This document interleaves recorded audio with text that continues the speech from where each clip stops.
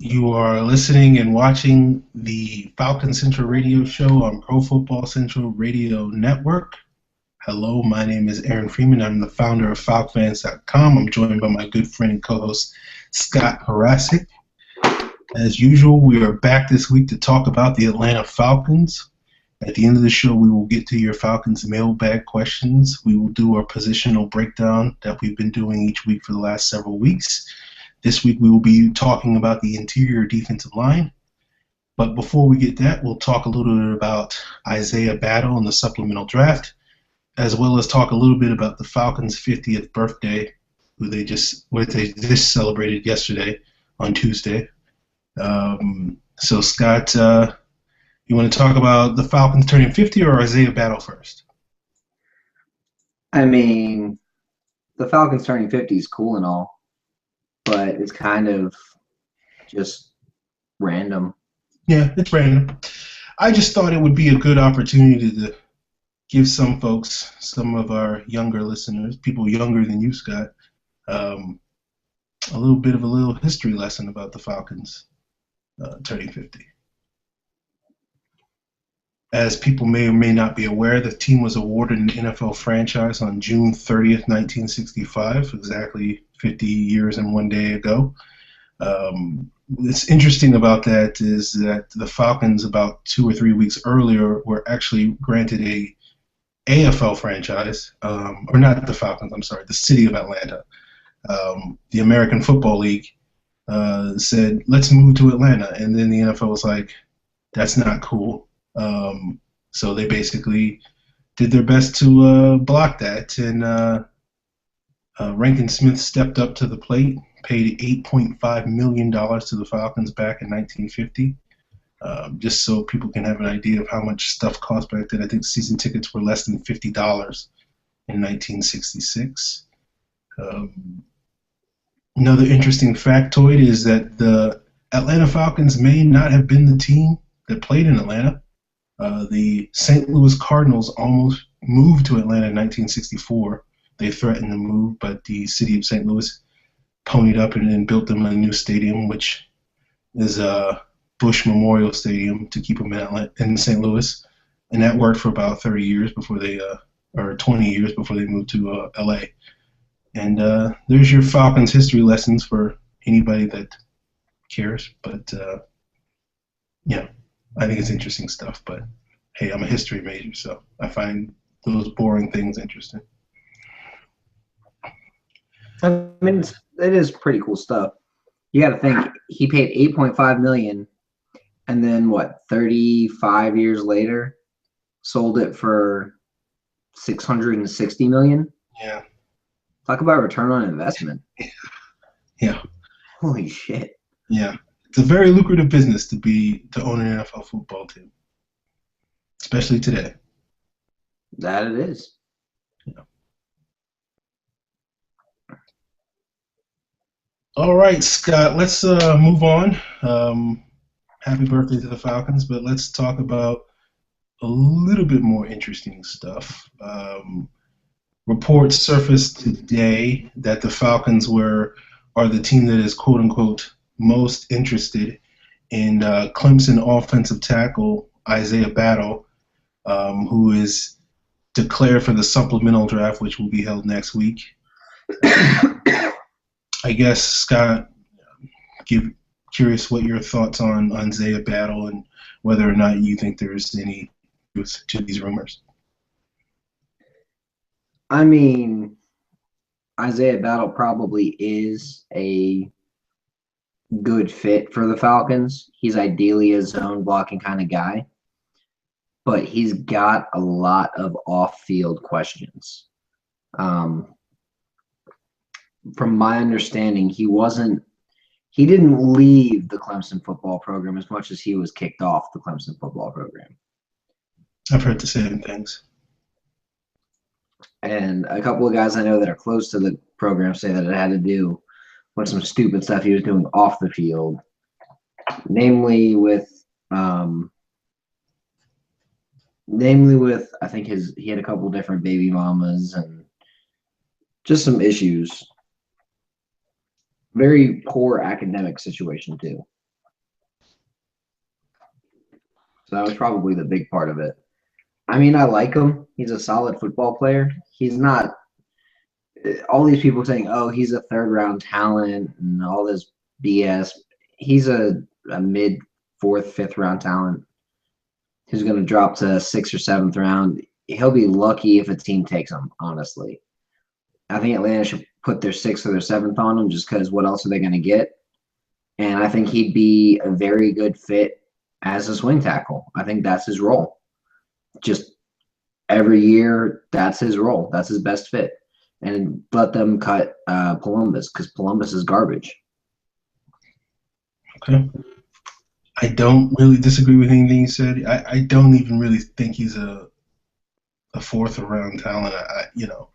I look at someone like a Bruce Campbell or somebody like that who was this athletic specimen but wasn't that great at football. I would, if I had to choose between Isaiah Battle and Bruce Campbell, I'd probably choose between Bruce Campbell purely off of football, let alone the off-field issues. I don't know. I see a little bit why people like him. I mean, he's like what 6'8", something like ridiculous. He's got I don't know exactly what his arm length is, but I would guess it's probably like 35 inches or something ridiculous like that. So I think when I first popped on the tape of him, I was like, oh, this is Tyron Smith Jr. because he's a pretty undersized guy. I think it was like 285 last year for Clemson. And Tyron Smith was at like 275 when he played at USC or something ridiculous like that. And so, but then the more I watched it of Isaiah Battle, I was like, no, he's not Tyron Smith. He's more like Lamar Holmes, who I thought was like a fifth round talent when we drafted him. And Lamar Holmes was clean off the field. So for me, Isaiah Battle, if the Falcons draft him, I wouldn't be against it. I think he has upside, certainly more upside than Jake Rogers does. But I think he's a long-term project. If the Falcons use higher than a sixth-round pick in the supplemental draft, they can't use a fifth-round pick because they already lost that due to the death debacle.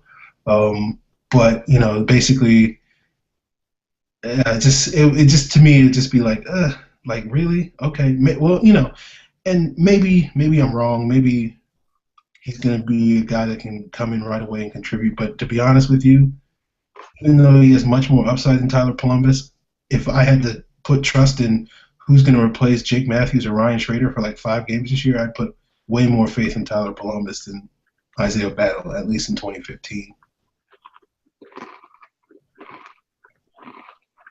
I mean, I just don't think Battle's that good. Yeah, I mean, that's the same way I feel. He's all right. I mean, he's got tools to work with, but that only gets you so far. For a seventh round pick, he'd be worth it. Yeah. For anything higher, what's the word I'm looking for? Meh. Yeah, I think I'm sort of the same way. Like, ideal world, you'd probably get him for a seventh round pick, but because it's a supplemental draft and it's like secret ballot sort of thing, you probably end up drafting a guy around higher than you probably want to, just because you want to be sure that you get the guy. So that's where I come with the 6th round thing. And let's face it, a 6th round pick versus a 7th round pick, there's really no difference between the two. So, if the Falcons get him, they need tackle depth. So I won't complain, but he's a project. He definitely is a project. But is he a project worth taking on? Or is it one of those things where he gets passed over by everybody and then the Falcons are like, yeah, come on? That's what I would rather see. I'd rather see the Falcons get him as an undrafted guy than use a draft pick on him. Even if it is like a 7th round pick, it's just like, I mean, it's just so much baggage that you hear about Isaiah Battle that it's just like, he's not that good to take on the baggage. That's really the issue. And there's the thought that he could have. There's a thought that he could have been taking that big jump this next year. It could have been great, but No, he's got some issues. He's not a fan of his position coach. He's horrible academically, like absolutely horrible. He's one of those guys that was barely passing every class. So and he punches guys on the field like That too. I mean, I like Battle. I just don't think that he's a great fit for Atlanta in terms of personality, but everything else he seems fine. Like his play on the field, he's a zone blocker. He's quick. He's strong. He's a little bit more coordinated than Lamar Holmes, but I'm not feeling it. I'll put it that way. Okay. All right, Scott. Now that we touched on those two things, let's get into this interior D line breakdown.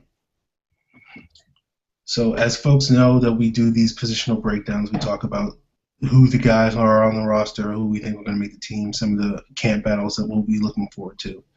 Now, we've separated the defensive line between the interior defensive line and the edge guys. For the interior defensive line, that basically means all the D tackles. So, Paul Solai, Grady Jarrett, Joey Mbu, Ricky Havili Haimuli, Rashid Hageman, Jonathan Babineau, Warren Herring. And we also added some of the bigger defensive ends that are going to play that base, strong side defensive end in the Dan Quinn scheme. We've included in that Adrian Claiborne, Malachi Goodman, Tyson Jackson, and Sam Meredith. So those are the guys we'll talk about. Next week we'll get into the edge guys and we'll talk about other guys like Corey Bierman and, those guys.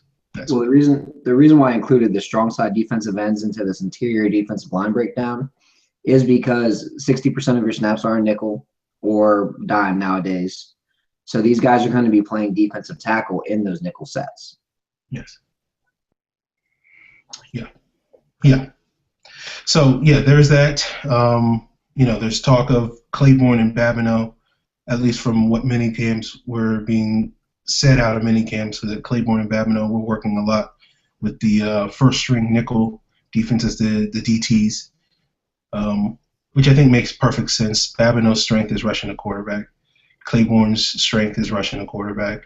I think Grady Jarrett's strength is rushing the quarterback, but he's a rookie, so you kind of have to temper your expectations. Rashid Hageman, Scott and I have disagreed with this quite a bit. I think his strength is stopping the run, so I think it makes sense for him to be more of a two-down defensive tackle than being an every-down guy. I think he still has the potential to grow into that every-down guy.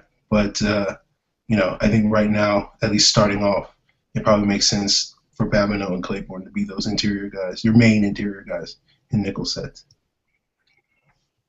And I think that's fair. Because early on, you didn't see a lot of Tony McDaniel or Alan Branch playing on third down. They had to earn their spot on third down. But even then, there's still going to be times when Hageman's there on first down, playing in the 3-tech, and he's getting good pass rush. That's going to say, hey, you know what? Maybe we should start putting him on third down. Yeah. And even though Claiborne's going to get a lot of reps in the nickel, if you basically assume Claiborne's going to take the Michael Bennett role that Bennett had the last 2 years in Seattle, while Bennett played a lot on the inside, the majority of his snaps were still on the outside. I think he made, in 2013, I think he only played 150 snaps as a D tackle. So, over the course of, 1,000 snap season, Babineau's obviously not going to play that many snaps, hopefully, not anymore. So Hageman's still going to get opportunities to play on third downs. It just may not be as much early on in the season as, some people were anticipating. I think that's fair.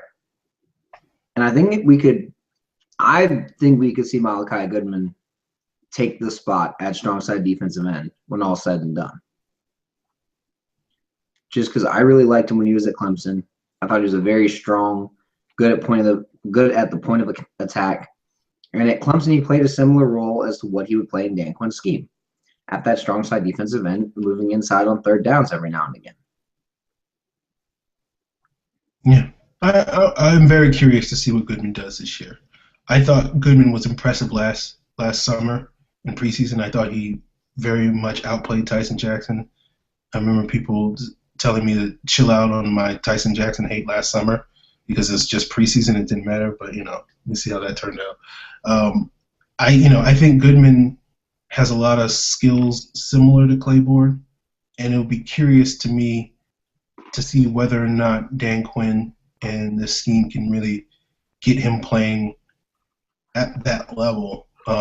So where maybe by year's end he's a starter, and maybe next year with Claiborne hitting free agency, maybe the Falcons say, you know what, Malachi Goodman is just as good, if not better, than Adrian Claiborne. We don't need to keep Claiborne on. We can go out and get somebody else and plug Goodman into that spot. The crazy thought is that in 2016, Atlanta could have 3 starters from that 2012, Clemson starting defensive line. That was Vic Beasley, Grady Jarrett, some random scrub, and Malachi Goodman. Yeah. Yeah. And they could actually be pretty good. Yeah, that's true. That's true. Yeah, well, it's going to be interesting to see how those guys develop. So, you just mentioned Grady Jarrett, Scott. What do you sort of see his role being? Do you think he's the guy that replaces Paul Soliai and keeps Paul Soliai fresh as a one technique nose tackle, or do you see him, basically playing all over the place on the interior defensive line, getting some snaps at 3 technique? I think he's a 1 tech, or if he's a 3 tech in nickel, it's because he's playing 3 tech with another 3 tech in there in a wide set. Because Dan Quinn likes to use wide set defensive tackles on nickel packages. So I do see Jarrett coming in, eventually replacing Paul Soliai as that main down nose tackle, the same way that Brandon Mabane was. I think of him as a way more athletic version of Brandon Mabane. Yeah. I did a scouting report of Grady Jarrett a week or so ago on FalconsFans.com, and I made that comparison between Brandon Mebane and Grady Jarrett, and I don't think Jarrett's as strong at the point of attack as Mebane is, but Mebane wasn't the guy he is today. What was it, 8 years ago when he got drafted? So it's one of those things where that can develop over time, and I do sort of envision, and I'm curious to see if the Falcons sort of envision Jarrett to play that role in the future. And I think he could, very well be the front runner to be starting at nose tackle next year, because I don't expect Paul Soliai to be back in 2016. I don't either. I don't see a role for Tyson Jackson in 2015. If you want honesty, I think they're going to keep Tyson Jackson. I think they're going to say, hey, give us 20 snaps a game against the run, and that's all we want from you. And I think they're going to keep him, and I think they're going to, that'll be the case. But we'll see what happens. The team would be so much better off just cutting him.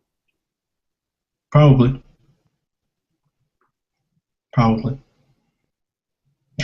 So, do you see Paul Soliai, another guy from last year's free agent class that didn't have a great 2014? You see him bouncing back and being a difference maker this year?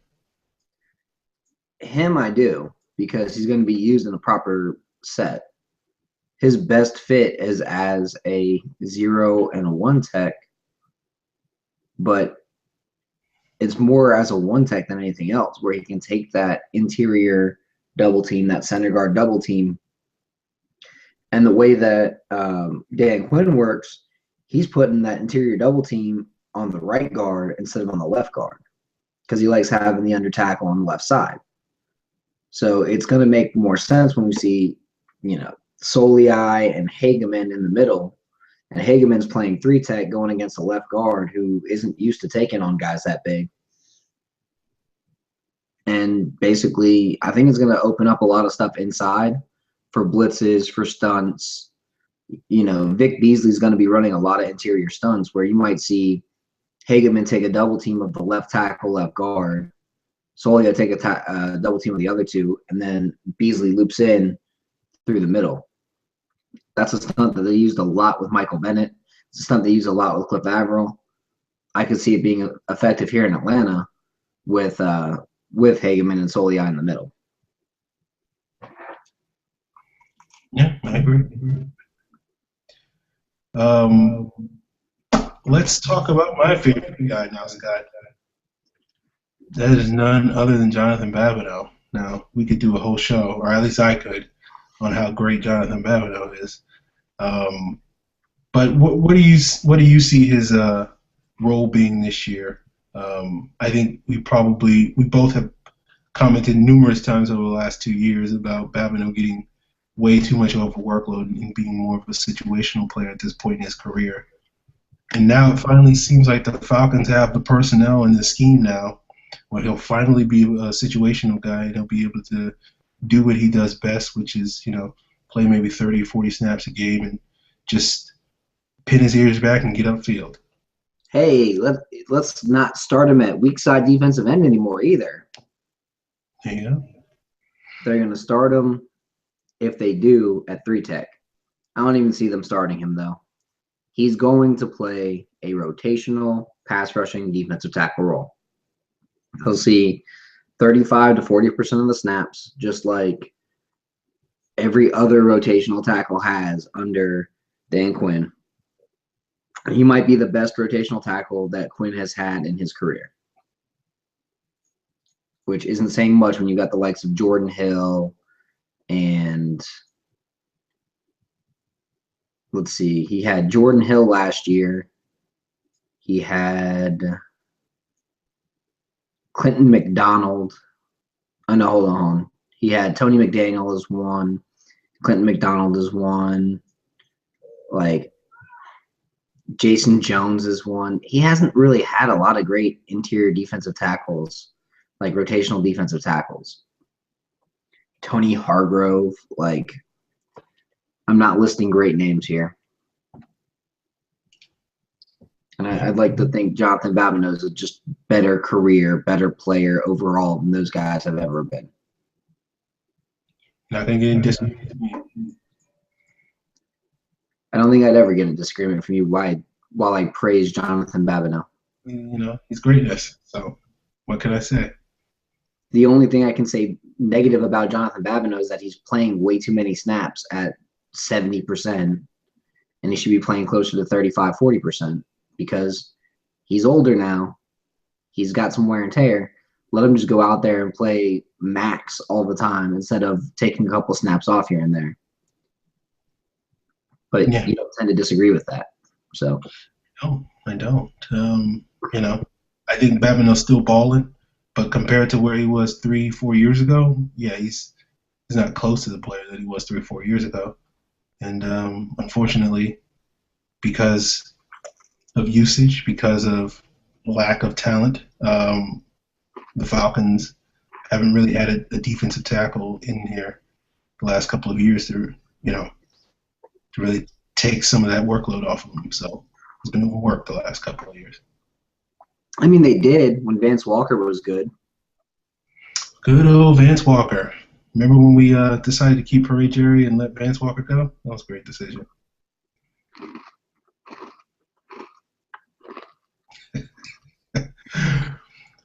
All right, Scott.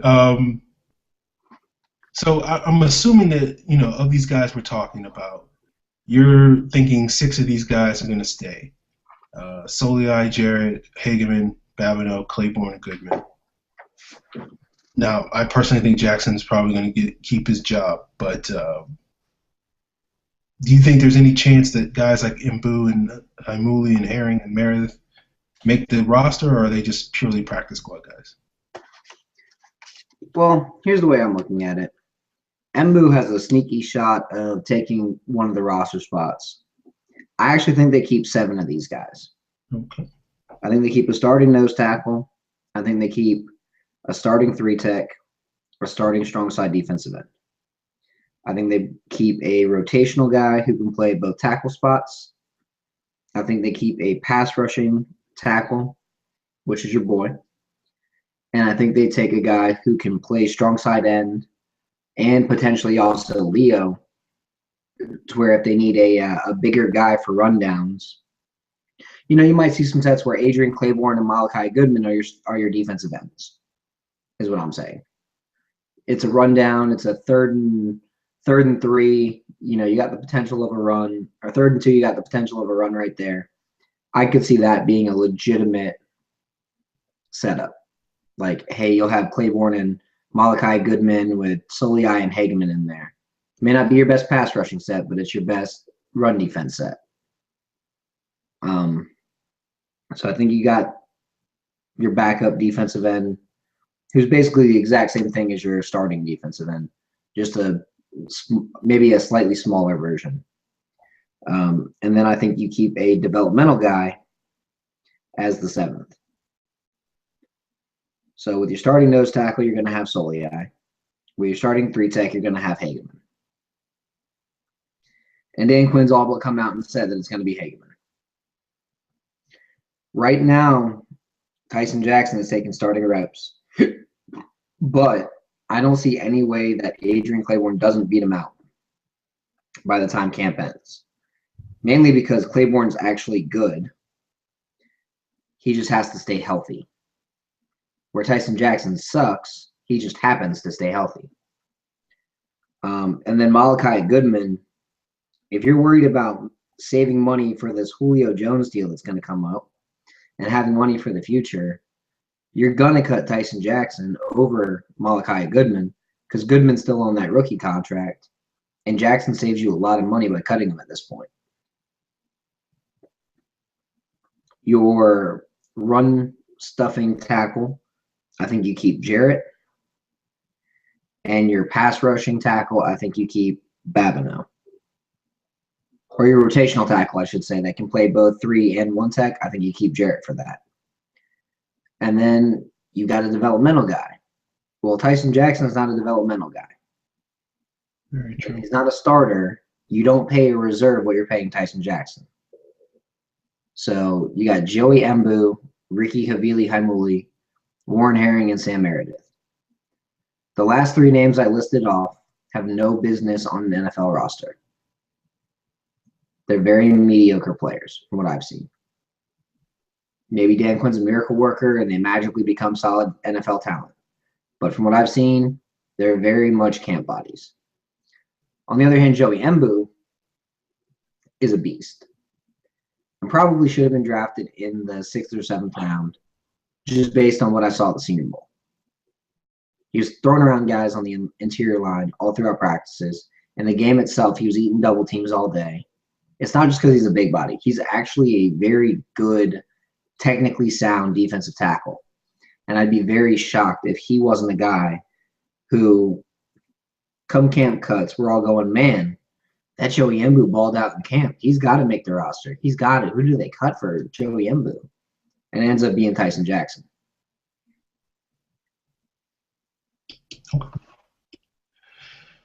I don't disagree with you, except for, I think Jackson will start. I think it won't be in the sense that he'll play a lot of snaps, but I think they'll start him on rundowns. He'll be that guy that plays the first down of the game for most games, and technically will be a starter, but he'll be quickly pulled off the field for better players. I think he'll end up sticking around over a guy like Mbu, who I think is probably perfect practice squad candidate. But, I would probably say out of those 4 guys, certainly has a better than average shot of sneaking onto the roster if he has a good preseason and training camp. But other than that, I think we both agree on a lot of those issues. I've said that I think Babineau will wind up starting over Hageman. I just think at the end of the day, Babineau will wind up getting more snaps than Hageman does. So I think he'll be the de facto starter, but we'll see what ends up happening. I hope I'm wrong. Maybe we'll see. I don't know. There's a lot of buzz that this new coaching staff loves Hageman. Oh, I absolutely believe they fall in love with his upside. I just don't know if he's going to be that down in and down out producer that you want playing, 500, 600 snaps this year. But let's just say it wouldn't shock me to see him be that guy this year. I am less skeptical of him being that than I probably was 5 months ago. So I will say that it's beginning to wear on me. My negativity has been worn down, so that I'm starting to be a little bit more optimistic and positive about what Hageman is going to do this year. So people can put that in a pipe and smoke it, I guess. You are a lot more optimistic now than you probably ever have been. It's true. Unfortunately, we've only been doing this show since May of 2013, so there hasn't been too much to be positive about over those last 2 years. So, in my defense. That's fair. All right, Scott, do you got any other thoughts on the interior defensive line, or you want to jump into the mailbag? Let's go ahead and jump in this mailbag. All right. At May2124 asks, I like Nate's question. He's referring to ATL Sports Nate on Twitter. What's the worst Falcon free agent signing in the Mike Smith era? Ooh. I'm going to go a little old school on this one, but Lewis Sanders. They gave him 4 years, $10 million. He played a half season, got injured, and then got cut. Was Lewis Sanders Mike Smith, or was that Bobby Petrino? Lewis Sanders was I want to say Lewis Sanders was Mike Smith. See, I thought they signed Von Hutchins was Mike Smith and Lewis Sanders. That's right. I'm thinking Von Hutchins. My bad. Von Hutchins. It was the same. To me, it's the same guy. Had no business playing for the Falcons. Played maybe 300 snaps at most. Von Hutchins never played for the Falcons. He got hurt. That's right. He got cut. Yeah. But he was given a 4-year, $10 million contract and then never played it down. Unfortunately, that would be not the last time the Falcons signed a free agent that never played it down with the team. I'm going to go with probably everybody's favorite. We've got a lot of options here to pick. You could take Dante Robinson. You could take Ray Edwards. You could take, I'm going to go with Tyson Jackson just because I think the Robinson and Edwards signings were a little bit more defensible than the Tyson Jackson signing. I said it when we signed him. I was like, we just basically paid Jamal Anderson, and I'm referring to the defensive end, not the running back, $25 million. It's just, to me, it's an indefensible decision. We overpaid for Robinson. Obviously, Ray Edwards was a massive disappointment. But Robinson was good in Houston. Ray Edwards was good in Minnesota. He just decided to stop caring about football once the lockout hit. Tyson Jackson, hands down. Well, that and Robinson he may not have been Pro Bowl caliber in Atlanta, but he was at least NFL average in Atlanta. That's fair to say. I'd probably say about 50% of the time he was NFL average. The other 50%, probably a little less. He wasn't fighting off concussion side effects because he was knocking guys like Deshaun Jackson out. Yeah, if Dante had gotten paid half of what he got paid, I don't think that we could have any complaints about what we got from him in return. But the fact that we made him I think it was the 5th highest paid corner in the NFL, and he's basically the 45th best corner in the NFL for us. That's a little disappointing. But hey, it is what it is. That was probably the first instance of Mike Smith not using a player correctly, since he was a shadow press man corner in Houston, and then we brought him in and said, no, you're going to play off coverage and you're going to line up on the right side of the field, and that's all you're going to do. So There you go. Makes sense. All right. Evan Birchfield asks, not a question, even though it is a question, Evan, but in honor of the 50th anniversary, what is your favorite Falcons moment? I'm going to go with the minute that Morton Anderson made that kick in the NFC Championship game in 1998 to send the Falcons to the Super Bowl. That, by far, has been my favorite Falcons moment. Just by far. Yeah, I mean, you can't really pick anything else, can you?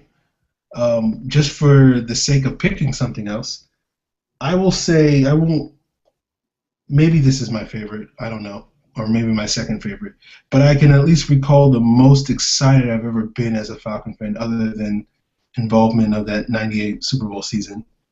So I would probably say the minute I heard that we were trading up for Michael Vick was probably the second most excited I've ever been as a Falcon fan. So that would be my second favorite moment in the last 50 years. And what's crazy about that whole situation, the team would have been better off taking LaDainian Tomlinson and Drew Brees. Probably, but people may not know, but I am a Newport News native, so I saw Vic play a little bit when he was in high school. So I was a big fan of Vic when he was at Virginia Tech. Obviously, I was a fan of his when he was in high school, and was a big fan of his up until a point when he was a Falcon. So at that time, it was like, wow, the Falcons. At that time, there's very few players in NFL history up to that point that were like Vic, and you can make the argument very few since. Was that point around 2005 when he just wasn't showing any improvement? I think it was 2006 when I officially got off the bandwagon. It was that Browns game where he fumbled at the end of the game. That's when I was done with Vic. But up till then, he was probably my favorite player. Makes a ton of sense. Yeah, I mean, we lost to Charlie Fry. That was a knife in the heart. So, all right, we got another question from Evan Birchfield. He asks, any more shocking moves we make before training camp?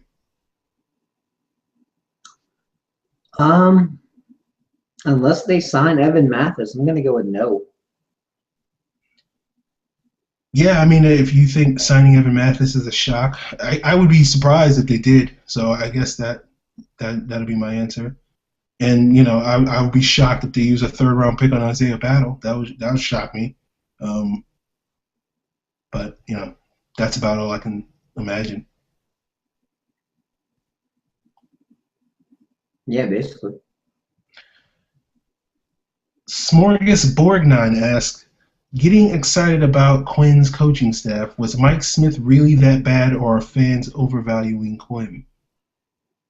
Mike Smith was really that bad. The game passes every head coach by at some point. Tom Coughlin, it took a while. Mike Smith, it took about 5 years, and then the game passed him by. And in 2013, it was very obvious that he had no idea what the hell he was doing.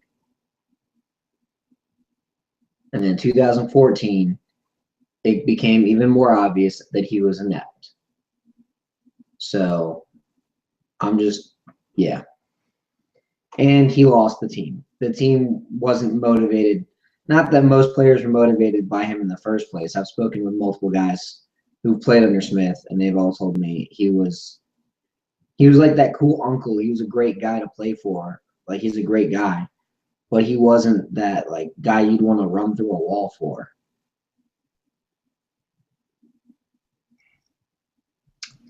I didn't expect you to say anything different, Scott. We tend to have differing opinions on Mike Smith. 2013 was the season that I realized he's not that good of a coach, because I think what happened in that season was the Falcons had a number of injuries and needed to make a number of adjustments to how they played that year to be competitive, and they didn't make those adjustments. They just continued to trot out the same old game plan that they would have used with Roddy White and Julio Jones when they had Harry Douglas and Drew Davis, and that told me something about their coaching staff. So I don't ever disagree with anyone that says Mike Smith was that limited. I do think, there's a little bit of a revisionist history. I think, I really do feel that the talent of the team was a lot less the last 2 years, and I think Mike Smith's biggest sin was that he wasn't a good enough coach to make the adjustments to coaching an untalented team. And I think that's essentially what the Falcons were the last couple of years because their GM, ran the team into the ground. But hey, that's me.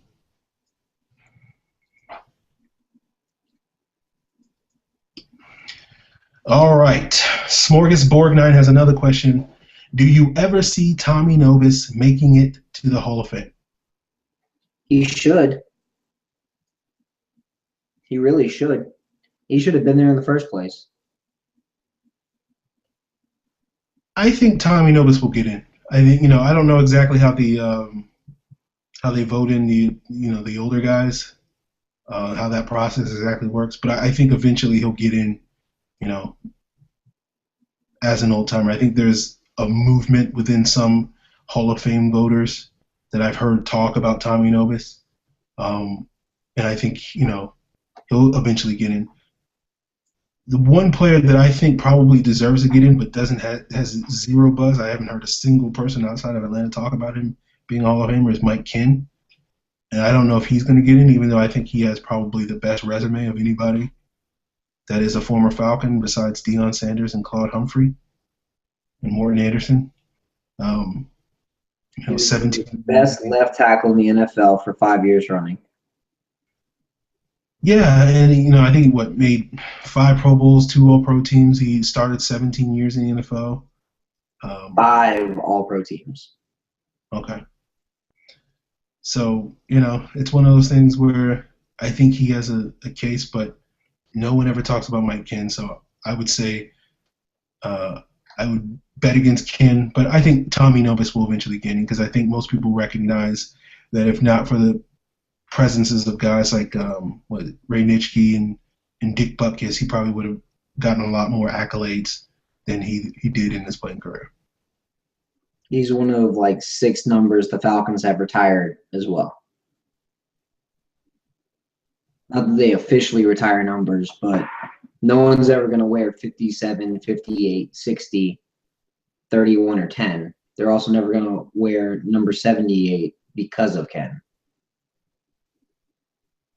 Yeah. Now, don't get me started on whether Jesse Tuggle should get in the Hall of Fame. He got screwed over by that all-90s team, but, He should have gone to more Pro Bowls than he did. He should have been on the all-90s team. He was a better player than Hardy Nickerson. I don't understand why they... It's LaVon Kirkland on that all-90s team that really pissed me off. He had no business being on that team. Both Kirkland and Nickerson. They were only on there because they were Steelers. I can give Nickerson a pass. I can't give LaVon Kirkland a pass. I don't know. But hey, I don't want to get into another, 20-minute debate about how Jesse Tuggle got screwed. But hey. Not even a debate. Just we're both pissed about it. Yeah. I mean, it's just a rant. All right. At Dirty Birds asks, out of all the rookies drafted, who makes the biggest impact and why? Vic Beasley, because the Falcons haven't had a legitimate pass rusher since 2011. Sorry, 2012. I go with 2010, but hey. Oh, no, wait, you said pass rusher. I'm sorry. I was thinking about running back. Running back on the brain. Yeah, I think Beasley's the easy answer. I am, I'll say that Jalen Collins and Tevin Coleman, if they hit the ground running this summer faster than I expect them to, then maybe they can, give Beasley a run for his money because they're going to play a lot of snaps, I think, this year, and we'll have the opportunity to make a lot of plays this year. But, Beasley's the easy answer, so I'll go with that too.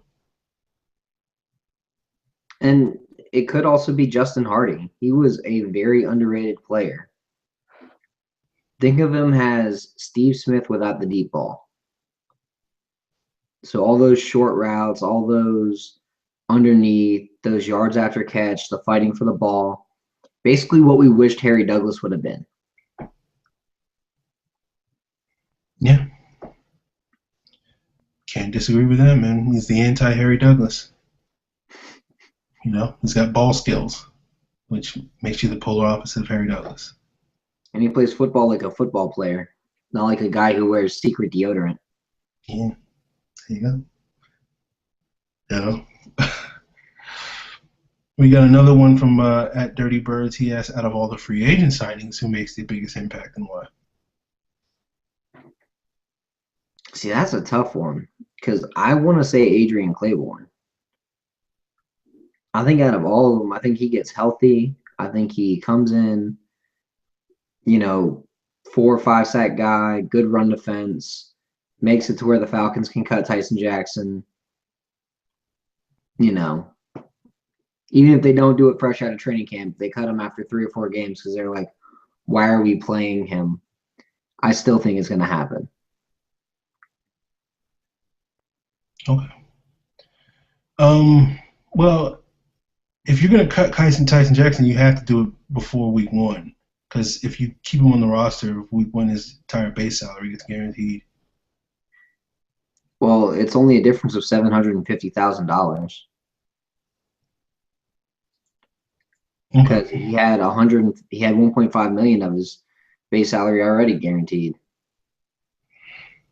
Yeah, I know. I'm just saying, if you're gonna, you'd rather eat 1.5 million than 2.25 million in terms of guaranteed money. So, I mean, that guaranteed money is why I don't think he'll get cut. But maybe I'm wrong. I hope I'm wrong. My answer to this question, I think it's either Justin Durant or Jacob Tamme. I'll go with Tamme just because I'm one of the few people that think Tammy's going to be good this year. But I think Durant's going to be the one guy that we sign that's going to be an every down player if he can stay healthy. And yeah, I'll say Justin Durant or Jacob Tamme.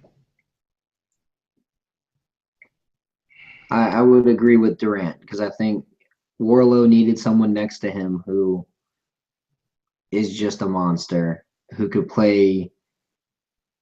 Warlow would have been fine if there was a Weatherspoon next to him. And I think Durant is what Weatherspoon would have been in this system. Okay. Can't disagree with that. All right, at Southern Boy J asks, how much impact are we expecting Grady Jarrett to have? I think long term, he's the starting nose tackle till 2025 or something like that.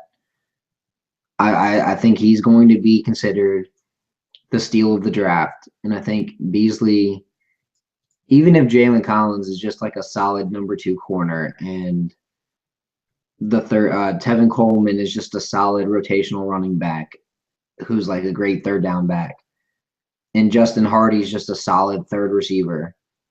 I still think you're going to have 2 starters from this draft in Jarrett and Beasley.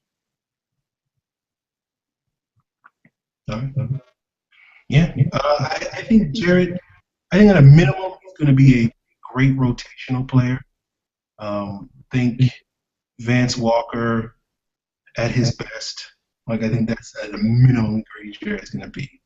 I think long-term, Max, I think he can be a very good starter. I don't know if he'll be an elite starter. I don't quite go as far as some people comparing him to Geno Atkins and those guys.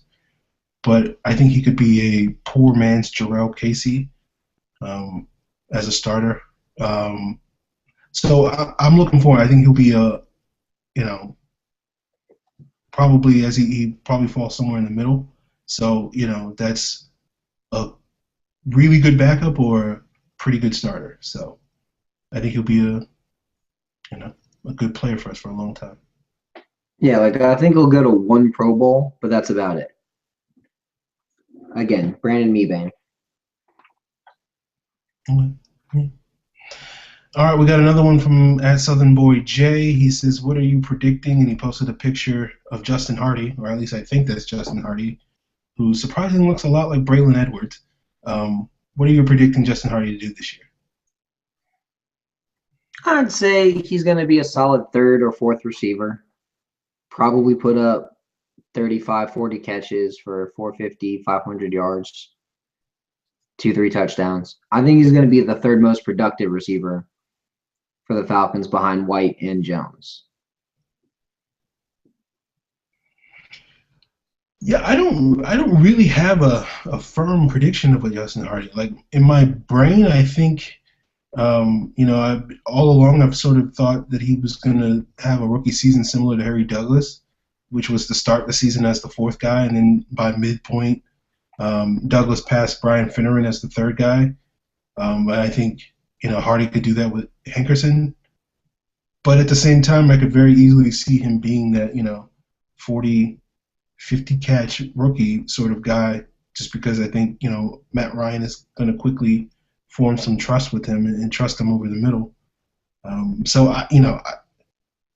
Basically, I got a range. So he's either going to be like a 25, 30 catch guy or a 50 catch guy. So, split the difference and say he's 40 catch guy.